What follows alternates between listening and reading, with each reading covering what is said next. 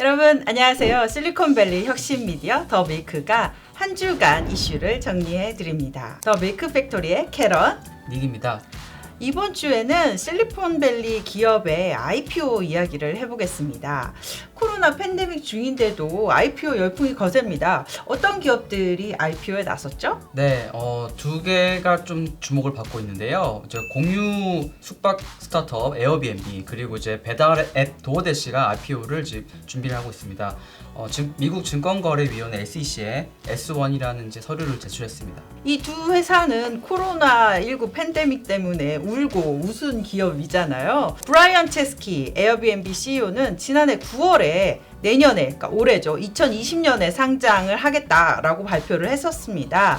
그런데 올 초에 코로나19가 터지면서 세계적으로 여행 산업이 마비가 되고 이제 이런 주거 단기 임대 사업이 큰 타격을 받았습니다. 그래서 체스키 CEO는 운영 자금을 조달하기 위해서 되게 힘들었고요. 전체 직원의 거의 4분의 1에 달하는 1,900명을 정리하고 하는 등 비용을 절감했습니다. 그 때문에 이래서 올해 IPO가 힘든 게 아니냐라는 말이 나왔었는데 올해 이런 어려움을 딛고 상장을 하게 됐습니다. 에어비앤비가 올해 3분기에 코로나19 사태로 숙박 예약이 줄면서 매출이 지난해 3분기보다 18% 정도 감소했거든요. 하지만 한 가지 좀 긍정적인 부분도 있었는데 올해 2분기랑 비교했을 때는 조금 실적이 나아졌어요. 네. 그러니까 매출도 좀 늘었고 비용 절감을 좀 해서 3분기에 2억 1,900만 달러, 그러니까 한화로 2,400억 원 정도 되거든요. 이 정도의 순이익을 냈습니다. 올해 1, 2분기에는 코로나 때문에 완전히 이제 적자를 기록했다가 3분기에 좀 흑자로 전환되면서 조금 이제 상장을 준비할 수 있는 발판을 마련한 것 같습니다. 그리고 에어비앤비 그 티커를 많이 궁금해 하실 텐데요. ABNB로 정해졌습니다. 네. 이렇게 에어비앤비가 어려움 속에서도 사업 모델을 조정을 하면서 이제 회복을 하고 있는데요. 교외 지역 숙소를 대여하는 사업으로 약간 초점을 바꿨습니다. 해외로 이렇게 나가지 못하면서 도시에 있는 사람들이 밀집한 도시를 탈출해서 외곽에서 휴가를 보내는 수요가 늘어나면서 교외에 있는 에어비앤비 숙소를 이용했습니다. 그럼 에어비앤비 상장하면 어느 정도의 기업 가치를 인정받을 수 있을까요? 네, 월스트리트 저널에 따르면 약 300억 달러, 그러니까 이제 한화로 33조 원 정도 되거든요. 그 정도의 기업 가치를 인정받지 않을까 이렇게 이제 평가를 받고 있고요. 33조 원 정도면 이제 한국으로 따지면은 코스피 시총 10위 정도 되는 네. 카카오랑 비슷한 수준이라고 생각하시면 될 것 같습니다. 2017년 때 투자자 모집을 하면서 기업 가치가 한때는 310억 달러 가치를 평가받기도 했었는데 이 코로나가 터지면서 이렇게 기업 가치가 많이 떨어졌어요. 그래서 한때는 180억 달러 수준까지 주저앉았다가 지금은 이제 조금 회복이 된 상태입니다. 그리고 이제 이번에 IPO를 통해서 조달하는 자금 규모는 한 10억 달러 정도 될 거라고 지금 예측이 되고 있습니다. 네, 보통 기업 가치가 10억 달러 이상인 기업을 유니콘이라고 부르고요. 100억 달러 이상이면 데카콘이라고 부르는데요. 에어비앤비는 올해 상장되는 데카콘 중에서 가장 기업 가치가 큰 회사가 될 전망입니다. 또 다른 기업, 도어대시 어떤 기업인가요? 네, 쉽게 생각하시면 미국판 배달의 민족이라고 생각하시면 될 것 같습니다. 저도 2017년에 실리콘밸리 마운틴뷰에 살았을 때 도어대시 서비스를 이제 종종 이용했었거든요. 아주 편리하더라고요. 뭐 한국은 되게 보편화되어 있지만 배달 앱이 미국에만 해도 그때까지만 해도 그런 앱이 거의 없었거든요. 사실은 뭐 미국에서는 피자 배달 외에는 거의 뭐 배달할 수 있는 음식도 없었기 때문에 이 도어대시가 빠르게 성장한 것 같습니다. 도어대시는 2012년에 스탠포드 대학에 재학 중이던 토니 수 그리고 스탠리 탕, 앤디 빵이 공동 창업한 회사입니다. 초기에는 팔로알토 딜리버리닷컴이라는 이름으로 시작을 했었는데요. 서비스를 본격적으로 시작한 거는 2013년이고요. Y 컴비네이터한테 13만 달러의 시드를 투자를 받으면서 성장했습니다.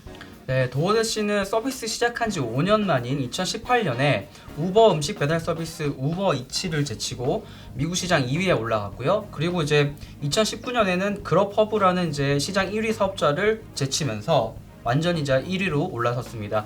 그래서 시장 조사업체 조사에 따르면은 올해 9월 말 기준으로 미국 음식 배달 서비스 시장에서 도어대시의 시장 점유율이 49% 정도 된다고 합니다.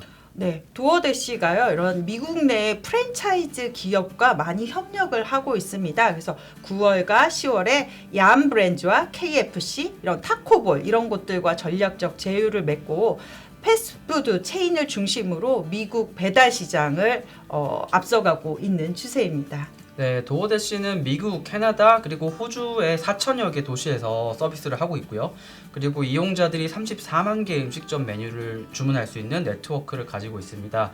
도어대시가 IPO 신청서에서 밝힌 데이터에 따르면은 올해 1월부터 9월 사이에 매출이 한 19억 달러 정도 되고요. 그리고 이는 이제 지난해 같은 기간에 비교해서 3배 이상 급증한 수치입니다. 네, 도어대시 서비스 이용자 수는 1,800명에 달하고 있고요.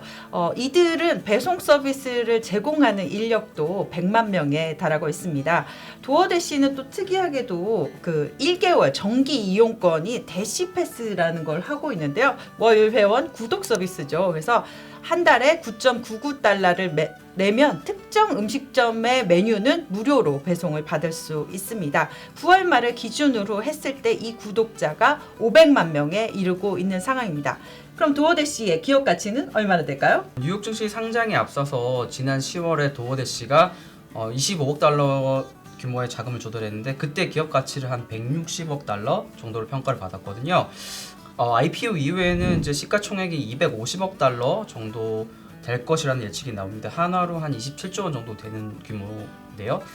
한국 기업들이랑 좀 비교를 해보면은 LG생활건강이 지금 시총이 24조 원이거든요. 네. 그리고 이제 기아차가 23조 5천억 정도 됩니다. LG생건이나 기아차보다 큰 시가총액을 가질 수 있게 된다. 그렇게 보시면 될 것 같습니다. 네, 미국판 배달의 민족인데 미국 시장이 워낙 크다 보니까 이렇게 시가총액이 엄청난 규모로 커질 것으로 예상이 되는데요.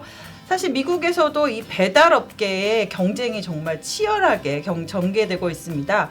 올해 7월 우버이츠를 보유한 우버가 업계 4위인 폴츠메이트를 인수하기도 했죠. 네, 맞습니다. 우버는 미국의 글로벌 네트워크가 강점인데요. 이제 승차 공유 플랫폼이기 때문에 전 세계에 사실은 우버가 많이 진출돼 있고 그래서 강력한 네트워크를 가지고 있습니다. 그리고 미국 시장 3위 업체인 그롭허브 역시 올해 6월 유럽 배달의 업체 저스티 테이크 어웨이라는 회사에 인수가 되면서 글로벌 네트워크를 좀 구축한 상태입니다. 네, 도어대시 상장되면 티커는 어떻게 되나요? 네, 티커는 DASH, 그러니까 대쉬로 정해졌고요. 도어대시는 또 좀 최근에 새로운 시도도 좀 하고 있는데 식료품이나 편의점들과 협의를 해서 배달 가능 품목을 좀 확대하는 그런 이제 시도를 하고 있습니다. 다만 이 시장은 기존의 이제 월마트라든지 그리고 이제 아마존이랑 제휴를 맺은 인스타카트 같은 회사들이 있어서 시장 개척이 만만치는 않을 것이라는 관측이 나오고 있습니다. 네, 음식뿐만 아니라 여러 것들을 다 배송하겠다는 목표를 세운 것 같은데요. 에어비앤비에 이어 도어대시까지 IPO 소식을 정리해 드렸습니다. 이들 회사 외에도 올해 전자상거래 업체 위시 그리고 게임 회사 로블록스도 기업 공개를 앞두고 있습니다. 연말에 정말 줄줄이 IPO가 예상이 돼 있어서 투자자들의 관심이 높은데요. 더 밀크가 항상 그런 소식을 먼저 전달해 드리도록 하겠습니다. 오늘 더 밀크 팩토리가 준비한 소식은 여기까지입니다. 시청해 주신 여러분 고맙습니다.